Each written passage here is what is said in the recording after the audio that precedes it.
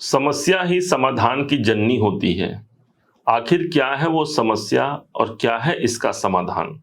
आज यही बात लेकर के हम आपके समक्ष उपस्थित हुए हैं। देवगुरु बृहस्पति पूरे 8 साल के लिए अतिचारी अवस्था में आने वाले हैं।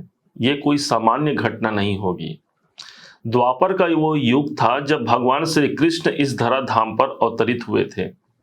उस समय पर एक महासंग्राम हुआ जिसे हम महाभारत के नाम से जानते हैं। उस समय पर पूरे 7 साल के लिए देवगुरु बृहस्पति अतिचारी थे।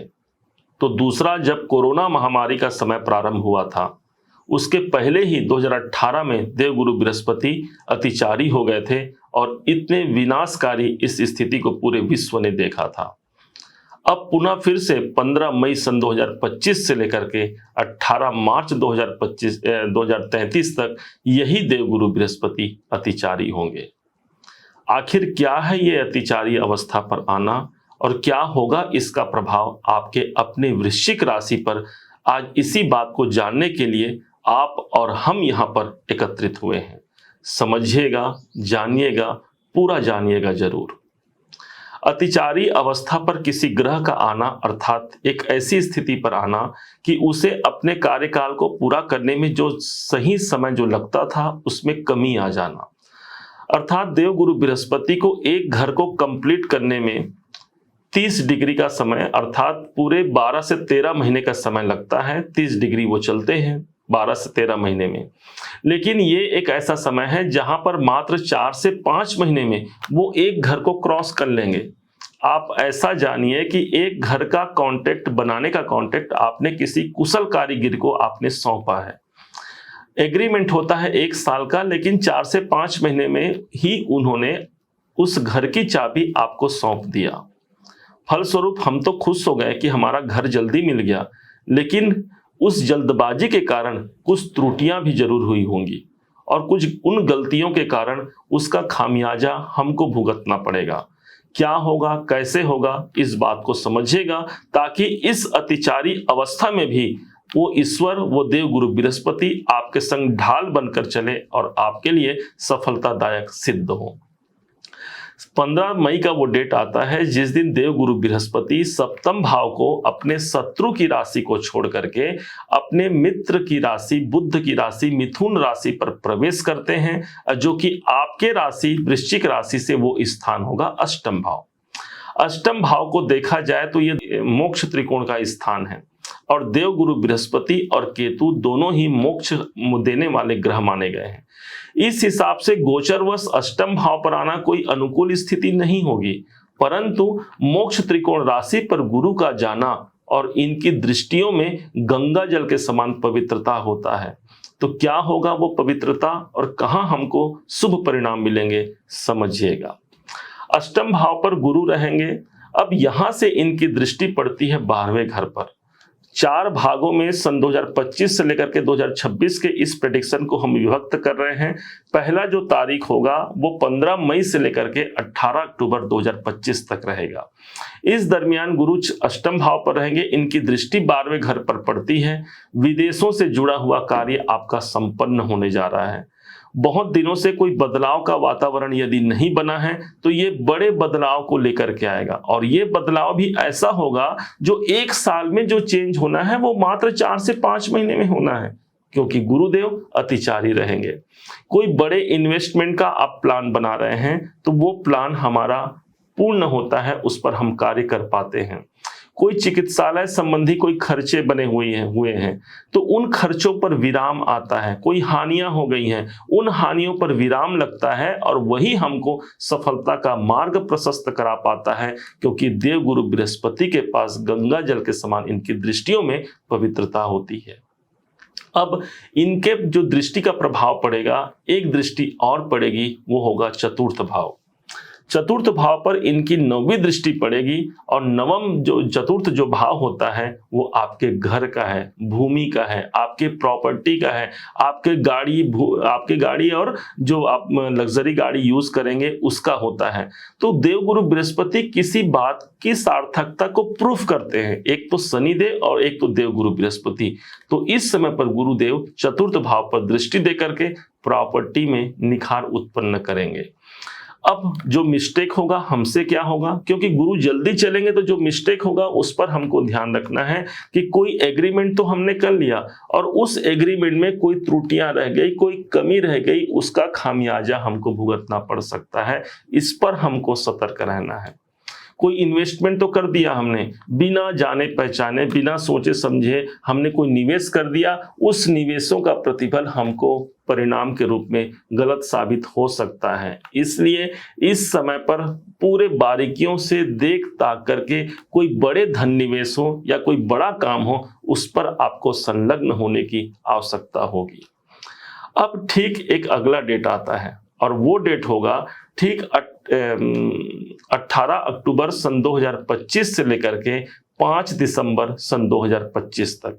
देवगुरु बृहस्पति तब तक ये अष्टम भाव को छोड़ चुके होंगे और ये प्रवेश कर जाएंगे आपके भाग्य के घर पर। एक तरफ तो ये आपके योग कारक हो गए, पंचम के स्वामी हो गए, त्रिकोण के मालिक होकर के त्रिकोण भाव पर स्थित रहेंगे। सर्वाधिक शुभ समय, सर्वाधिक सुनहरा समय से मानिएगा। इस समय पर भाग्य हमारा साथ देता है, हम कोई कार्य करते हैं, अपने कार्य क्षेत्र पर हमको जागरूकता प्राप्त होता है, किस्मत का पूर्ण रूप से हमको समर्थन मिलता है, पिताजी से जुड़े हुए कोई परेशानियों की अनुभूति हो रही है, वहां से हमको लाभ होता है, उच्चाधिकारी जो सीनियर हैं, जो बॉस हैं, उनके संग हमारे संबंध मधुर हो जाते हैं। यही नहीं, यदि आप शिक्षा प्राप्त कर रहे हैं या उच्च शिक्षा की तैयारी कर रहे हैं, ये आपके शिक्षा को भी आप तक पहुंचा जाता है।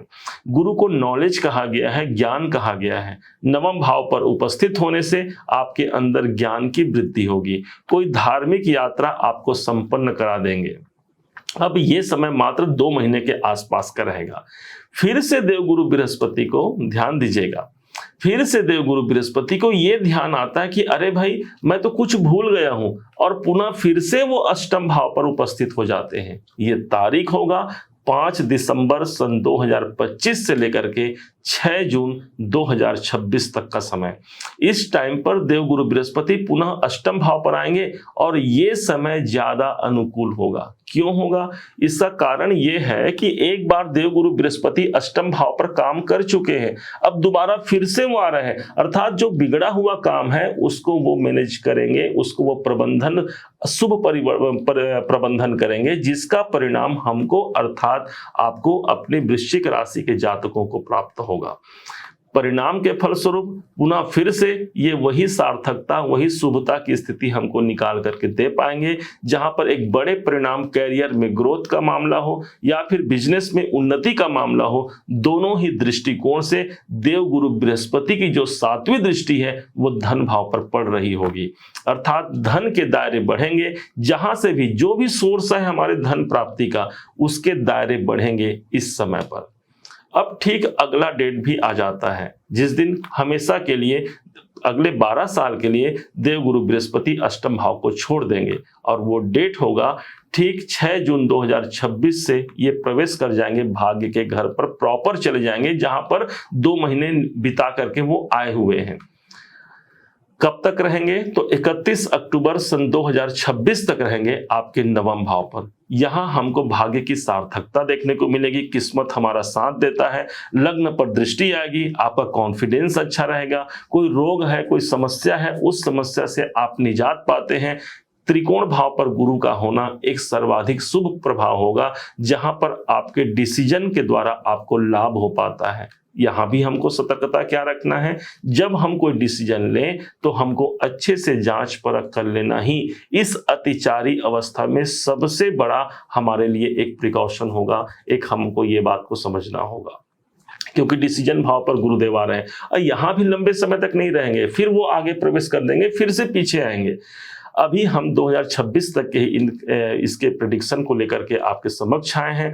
भविष्य में जैसे जैसे इनका गोचर आगे बढ़ते रहेगा, हम आपको जानकारी भी देते रहेंगे कि देवगुरु बृहस्पति का क्या उनका प्रभाव हमको मिलने जा रहा है। डिपेंड ये भी करता है कि आपके बर्थ चार्ट में देवगुरु बृहस्पति का ट्रांजिट कहाँ पर हो रहा है। जैसे कि आपके बर्थ चार्ट में मान लीजिए देवगुरु बृहस्पति लग्न पर बैठे हों, तो क्या देवगुरु बृहस्पति जब कर्क में आएंगे तो इनकी दृष्टि पड़ रही है, या अष्टम में है तो क्या देवगुरु बृहस्पति 12वें में है या फिर चतुर्थ में है, कहने का तात्पर्य यह हो गया कि जब हमारा जन्म कुंडली का गुरु और गोचर का गुरु जब एक संग टकराएंगे दृष्टि संबंध से या युति के द्वारा, वो समय हमारे लिए सर्वाधिक उपयुक्त समय रहेगा। अर्थात किस्मत का पूरा सपोर्ट हमको उसी टाइम पर मिलेगा। हम अपने कैरियर में सफलता और बड़े धन लाभ के अवसर को प्राप्त कर पाते हैं।